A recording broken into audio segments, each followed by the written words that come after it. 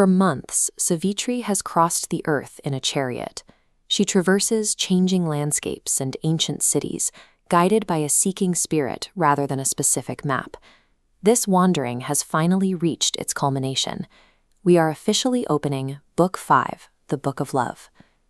To a casual observer, her arrival in this specific forest appears random, but the text describes an omniscient force that guides every movement, ensuring that even the most devious chance aligns with a larger design. Savitri's entire life was a journey toward this single coordinate in space and time. Every road she took was part of a cosmic orchestration to deliver her here. This destined spot is a highland sanctuary of emerald woods and primal peace. It is a world of natural perfection, untouched by human artifice. Satyavan lives here as a sylvan hermit, his existence defined by a rigorous spiritual discipline. His mind remains open to the infinite. He lives in a state of constant rhythmic vibration with the natural forces of the forest around him. The purity of this environment, combined with Satyavan's heightened consciousness, has created a volatile atmosphere. The stage is set, simply waiting for a spark to ignite it. The chariot halts. Savitri looks out, and their eyes meet.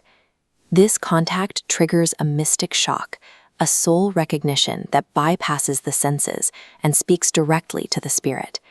In this single glance, Satyavan confronts the culmination of every life he has ever lived. The familiar boundaries of his mind are forced to expand to include her presence. This expansion causes his individual identity to founder.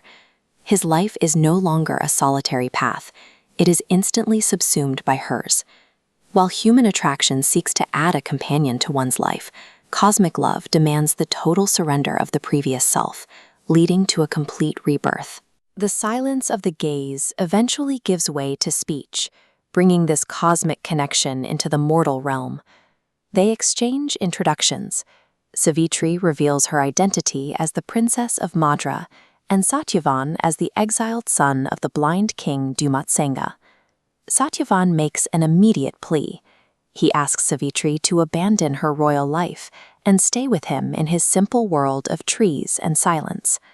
Satyavan's request carries the weight of a spiritual metaphor, matter reaching out for spirit. Within Savitri's mortal form, he perceives the World Mother, who bridges the finite and the infinite. Their conversation is the physical manifestation of two cosmic forces locking together. Through the spoken word, their eternal bond becomes a tangible reality. Savitri steps down from the chariot. She touches his feet in reverence, and they embrace. This act transforms them both. Savitri's separate consciousness is entirely lost within his. They are no longer two wandering individuals, but a single, unified spiritual entity. To satisfy the requirements of the world, Savitri must depart temporarily. She mounts her chariot to return home, leaving her heart in the forest. The Book of Love concludes with this union, a state representing the peak of spiritual joy achievable within the material world. But the perspective now pulls away from the peaceful forest, out into the vastness of the cosmos. Narad, the heavenly sage, begins a descent from paradise toward the mortal plane.